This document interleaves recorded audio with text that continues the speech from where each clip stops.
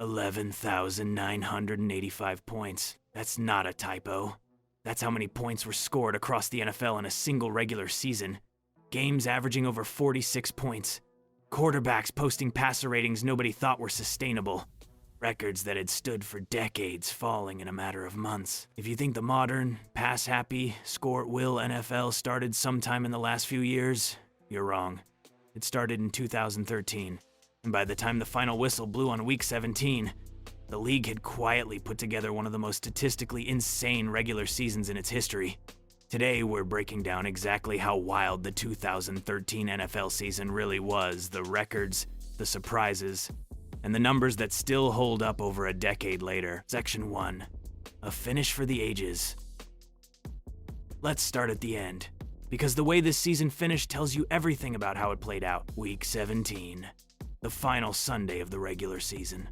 Of the 16 games on the schedule that day, 13 of them still had playoff implications. Think about that, over 80% of the league's final day matchups actually mattered. Seeding, divisions, and playoff spots were still being decided in the literal last hour of the season. Part of the reason for that chaos? The league had instituted a rule back in 2010 requiring every single Week 17 game within a division to be played on the same day.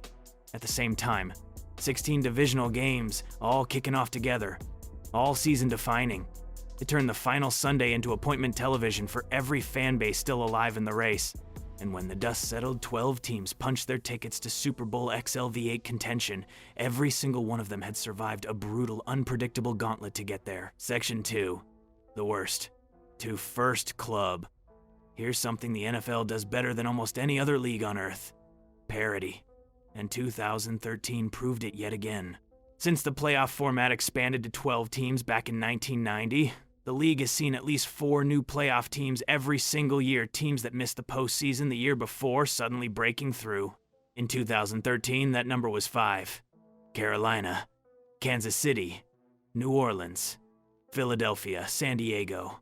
All 5 went from watching the playoffs at home to playing in them, but 2 of those stories stand out above the rest. The Carolina Panthers won the NFC South. The Philadelphia Eagles won the NFC East. Both teams had finished in last place, or tied for last in their divisions just 1 year earlier, worst to first in the very same division in the very next season. And here's the kicker. This marked the 11th consecutive season that at least one team has pulled off that exact worst to first turnaround. 11 years running.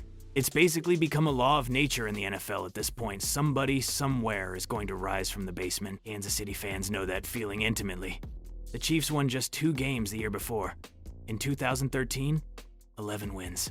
Head coach Andy Reid called it simply paraphrasing his comments. He said reaching the playoffs is great, but the job isn't finished there. The team still has to close the season out the right way. That single season turned Reid into the 21st head coach in NFL history to reach 150 career wins.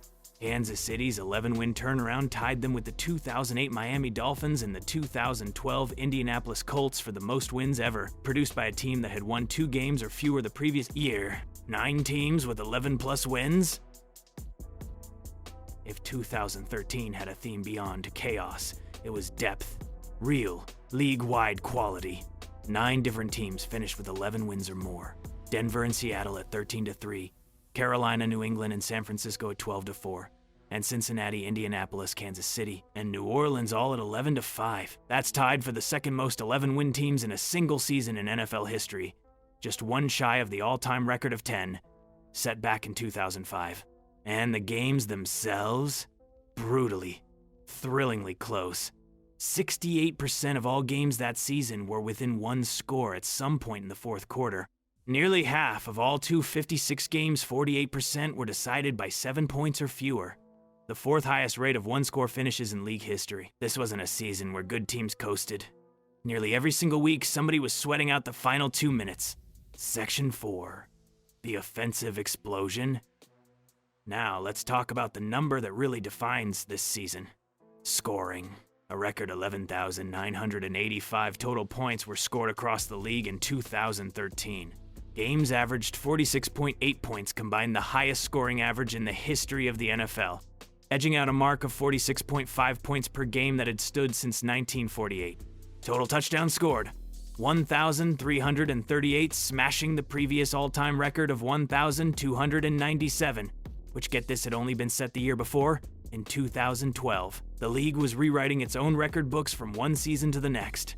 11 different teams scored at least 400 points in 2013, topping the previous high of 9 teams, set in both 2008 and 2012.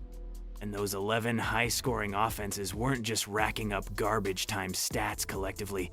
They posted a winning percentage of 668, and 9 of them made the playoffs. Leading the charge, the Denver Broncos. 606 points. That obliterated the previous NFL record of 589, set by the 2007 New England Patriots.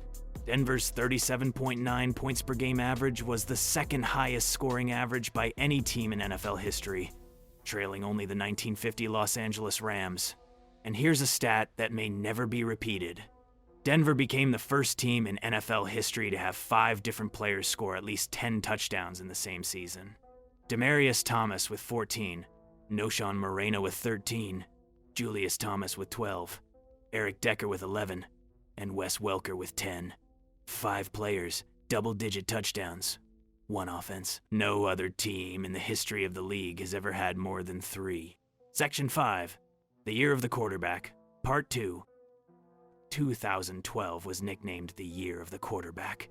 Turns out, 2013 said, "Hold my clipboard." The league-wide passer rating hit 86, an all-time high, topping the previous record set just 1 year before. Touchdown passes league-wide, 804, another record. Teams were averaging an all-time high 697 total net yards per game, and 471.2 of those yards, on average, were coming through the air, also an NFL record. There were 24 individual 400-yard passing games in the league in 2013, the most ever, surpassing the previous high of 18, set in 2011. And for the first time in NFL history, 7 different qualifying quarterbacks posted a passer rating of 100 or better in a single season. Nick Foles, Peyton Manning, Josh McCown, Phillip Rivers, Aaron Rodgers, Drew Brees, and Russell Wilson. The previous record was 5, set in 2009, but the headline belongs to Peyton Manning. Playing for Denver, Manning set the single-season passing yardage record with 5,477 yards, breaking Drew Brees' mark of 5,476 from 2011 by a single yard. He also threw 55 touchdown passes, the most ever thrown in a single season. Manning became the first player since Dan Marino, all the way back in 1984, to hold both the single-season passing yardage and touchdown records in the same year. Manning also passed Dan Marino for second place on the all-time career passing yardage list, and now trails only Brett Favre in career touchdowns, completions, and yards combined. Then there's Nick Foles, a name that surprised a lot of people that year. The Eagles' young quarterback led the entire NFL in passer rating at 119.2, the third highest single-season mark by any quarterback in league history. Foles threw 19 touchdown passes before he threw his very first interception of the season, the second longest such streak to start a season in NFL history. Manning, for what it's worth, actually started his season even better, throwing 20 touchdowns before his first pick. And don't sleep on Russell Wilson in Seattle. Through just 2 NFL seasons, Wilson had already racked up 24 career wins, the most by any quarterback in his first 2 seasons in the Super Bowl era, edging out Ben Roethlisberger. He also became just the 3rd quarterback ever joining Dan Marino and Peyton Manning to throw at least 50 touchdown passes in his first 2 seasons. Ground and air, the skill positions. The passing game stole headlines, but the skill positions had their own historic year. Adrian Peterson became just the 3rd player in NFL history, joining Emmitt Smith and LaDainian Tomlinson to record 10 or more rushing touchdowns in at least 7 different seasons. Philadelphia's LaShawn McCoy led the league in rushing with 1,607 yards, the first Eagle to do so since Hall of Famer Steve Van Buren back in 1949, a 6'4" gap finally broken. In the receiving game, 5 different players topped 100 receptions in a single season. Pierre Garçon, Antonio Brown, Andre Johnson, Julian Edelman, and Brandon Marshall. Detroit's Calvin Johnson became the first player in NFL history with at least 5,000 receiving yards across any 3-season span. And Cleveland's Josh Gordon, in just his 2nd NFL season, led the entire league in receiving yards with 1,646, the first player in Browns franchise history to ever do that. Even tight ends got in on the record-breaking. League-wide, tight ends combined for more receiving yards and touchdown catches than any position group in history at that spot. New Orleans' Jimmy Graham led all players, every position, with 16 touchdown catches, the defensive side. And the weird stuff. With all that offense, you'd think defense took a back seat. Not quite. The top 5 defenses in the league by total yards allowed all made the playoffs and all won at least 11 games. Seattle's defense led the NFL in fewest points, allowed for the second straight year, the first time that had ever happened in franchise history. Kickers had a historic year too. An NFL record 863 field goals were made league-wide, with an 86.5% success rate, also a record. Denver's Matt Prater booted a 64-yard field goal in Week 14, an NFL record that still gets brought up anytime someone lines up for Sin, who did something nobody else ever had. 4 receiving touchdowns, 3 rushing touchdowns, and 2 kickoff return touchdowns, all in the same season. A genuine first. So when people talk about when the new NFL really started the high-scoring, pass-first, record-shattering version of the league we watch today, 2013 deserves a real place in that conversation. 11,985 points, 12 teams in the playoff hunt, records from 1948, from 1984, from the prime of Dan Marino, all rewritten in a single year. And all 12 of those playoff teams were about to find out who'd be left standing heading into Super Bowl XLV8. If you enjoyed this breakdown, drop a like, subscribe for more deep dives into NFL history, and let me know in the comments which record from this list surprises you the most.